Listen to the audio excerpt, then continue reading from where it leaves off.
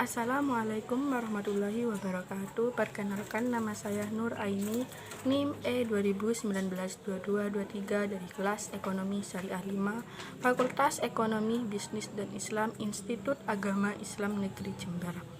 Di sini saya akan memberikan tanggapan mengenai video yang telah disampaikan oleh Pak Wadud selaku dosen pengampu mata kuliah Ekonomi Makro Islam, yang mana beliau membahas mengenai konsep dasar ekonomi Islam.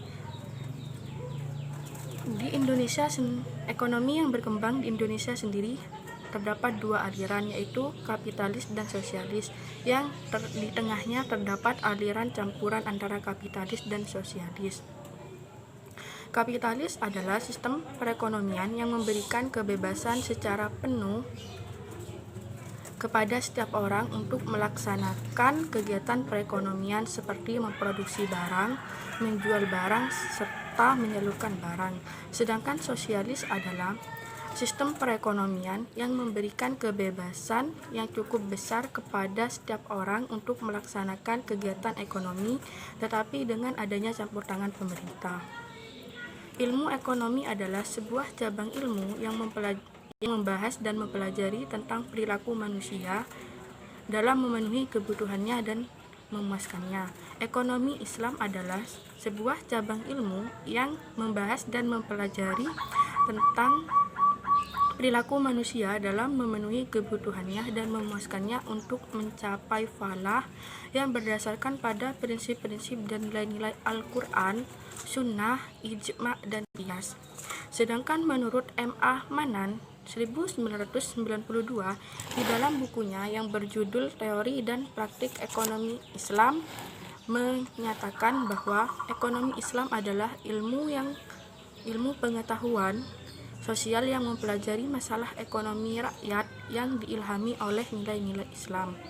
Sementara itu, Khalid berpendapat bahwa yang dimaksud dengan ekonomi Islam ialah kumpulan dasar-dasar umum ekonomi yang disimpulkan dari Al-Quran dan Sunnah yang ada hubungannya dengan urusan ekonomi dalam Daud Ali 1988.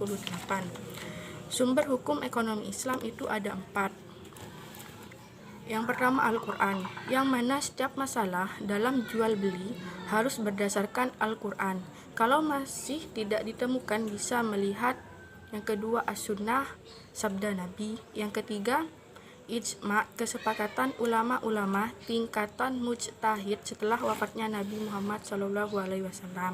Yang keempat Al-Qiyas, menyamakan sesuatu yang tidak ada dalilnya kepada maslahat yang ada dalilnya. Dasar-dasar ekonomi Islam ada 6. Yang pertama Tauhid, meyakini keesaan Allah Subhanahu wa Ta'ala. Yang kedua Al-Siddiq dan amanah, kejujuran dan tanggung jawab. Yang ketiga mengakui hak milik individu dan umum. Yang keempat Al-Adalah, keadilan. Yang kelima Al-Tawazun, keseimbangan. Yang keenam Al-Ta'awun, tolong menolong. Prinsip-prinsip ekonomi Islam yang mana harus bebas dari maghrib, yang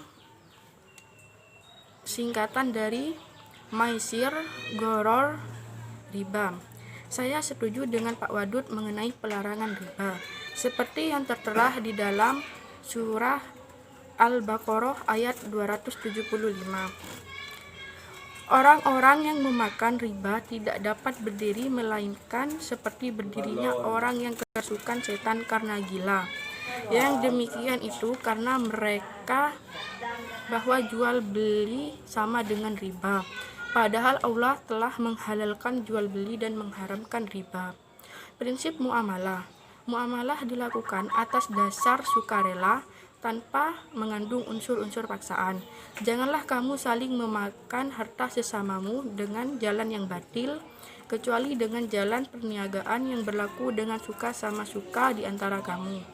Muamalah dilakukan atas dasar pertimbangan mendatangkan manfaat dan menghindari mudarat dalam bermasyarakat.